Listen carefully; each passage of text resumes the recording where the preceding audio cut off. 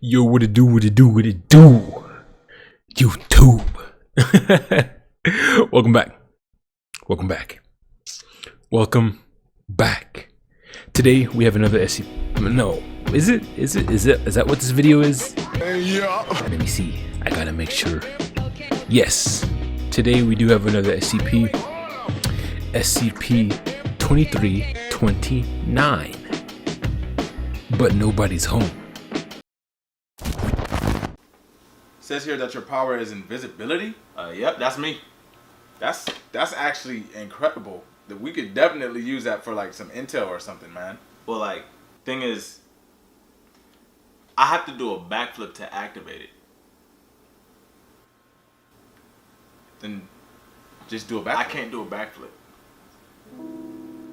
Then you can't go invisible. I mean, no. Like I can still go invisible. I can still do it, like activate it, but I can't like. Let me show you what I'm talking about. It's at the waist. Like.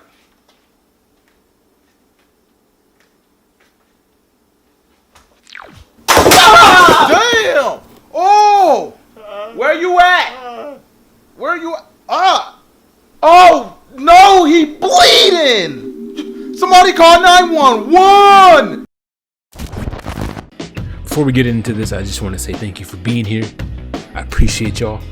Each and every single one of y'all. I appreciate you.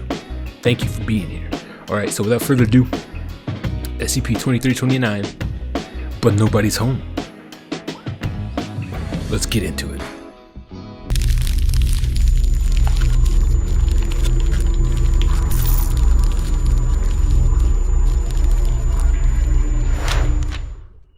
Hello there and welcome back to another installment of SCP Readings with your reader here, Gmodon. Today we're looking at SCP-2329.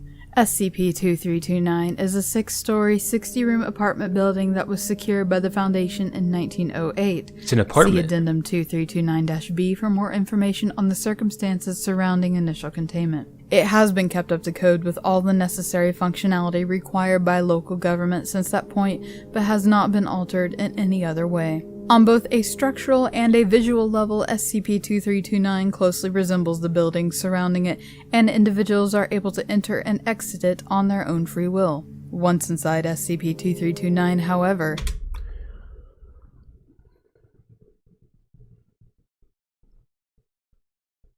SCP-2329 closely resembles the buildings surrounding it, and individuals are able to enter and exit it on their own free will.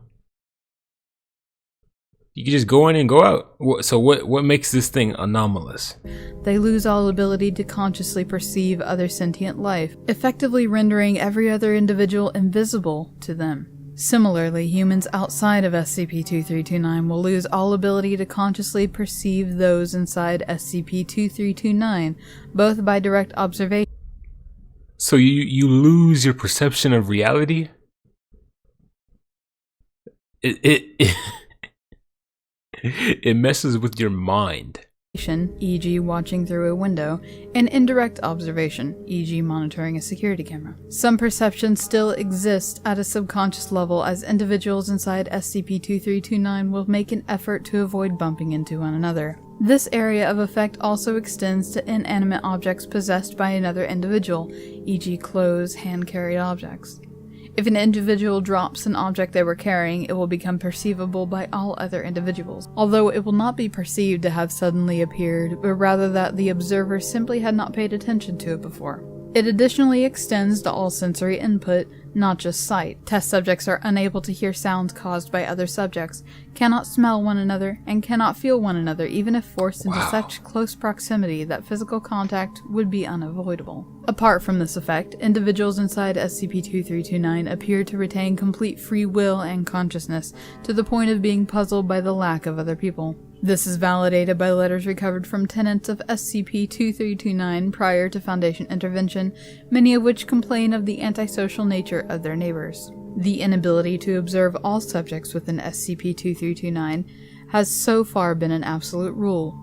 Observers are unable to see any subjects in videos or photos. Thermal imaging shows absolutely no increase in temperature with or without subjects, and motion sensors apparently never trigger. It is currently unknown whether this is due to the anomalous properties of SCP-2329 causing all instrumentation to fail, or if the instrumentation is working as expected but observers ignore all output that would indicate the existence of sentient life. Addendum 2329-A, Partial Experiment Log. Experiment 2329-7, Date Unknown. Procedure. Pedometers were attached to 2 subjects, who were then asked to position themselves precisely at either end of a 10-meter line drawn on the floor of SCP-2329 and walk towards the other. Neither subject was informed of the other's presence. Results. Both subjects made it to the end, both recorded a distance traveled of 10.2 meters, and both asserted strongly that they had remained on the line the entire time. Experiment 2329-16. Date unknown. Procedure. Subject was provided a television set and was told to tune to the local news channel within SCP-2329. No information about SCP-2329's anomalous properties was provided. Results. Subject reported seeing only a series of empty sets, hearing only the broadcast instrumental soundtrack, and being greatly confused by this. Wow. Experiment 2329-22. Date unknown. Procedure. Shortly after a safety retrofit, 30 subjects were instructed to enter SCP-2329's elevator and then attempt to go to another floor. Result. The newly installed weight sensor triggered and prevented the elevator from moving. This was deemed sufficient evidence that the subjects continue existing in the same space-time as each other and simply ignore one another entirely, disproving an earlier contention by Dr. Worm that subjects were entering unique parallel dimensions when crossing into SCP-2329. So they still are there. They're both physically they're still both there at the same time and same place. 329, and were thus literally not present in our universe. Addendum 2329-B.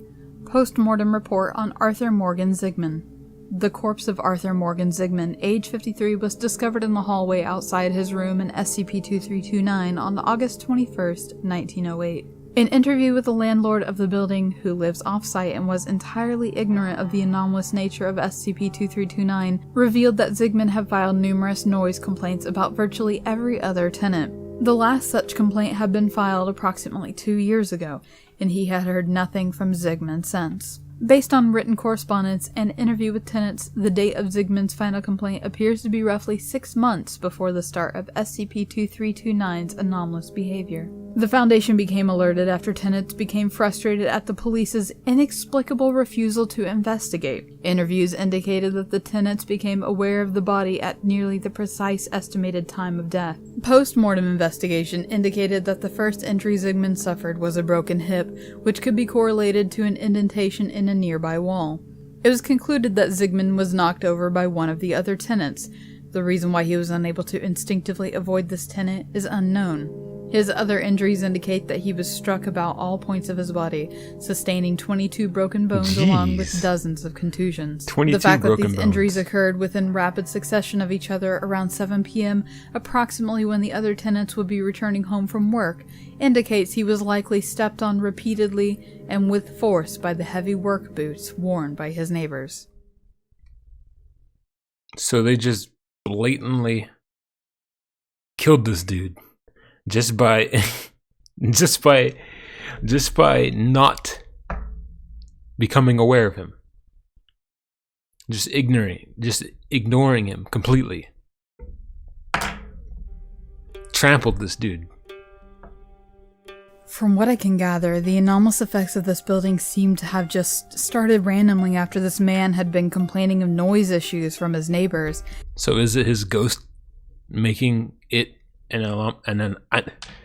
is it his ghost making it an anomaly? And it seems that he was trampled to death by the neighbors that couldn't see him. Exactly. I had the theory that possibly when entering this place, each person existed on a different parallel plane of a different dimension, But with the experiment of all the people within the elevator exceeding a certain weight limit, that doesn't really seem to be the case. Nope, they're still very much there. It seems there. like such a lonely place to be, and it makes me curious if there are other such instances as this one that the Foundation just doesn't know about. Perhaps one Probably. day the place you live in could suddenly become like this one. Hopefully and it would not. seem as though you were all alone without warning. So that has been SCP-2329. Thank you for joining me on this reading. Like, comment, subscribe, and I will see you guys in the next one. All right. SCP-2329. The apartment. So you go inside, and if somebody else comes in with you, or if somebody else is already in there, they don't exist. I mean, they exist, but they not to you. Your perception on reality is completely warped. That's crazy, bro. Talk about self-isolating. That apartment does it all for you. All right, so without further ado, that's gonna do it for this one, y'all. I want to thank you guys for being here. Thank you for being here. If you still are, if in fact you still are. And without further ado, that's a wrap. Peace.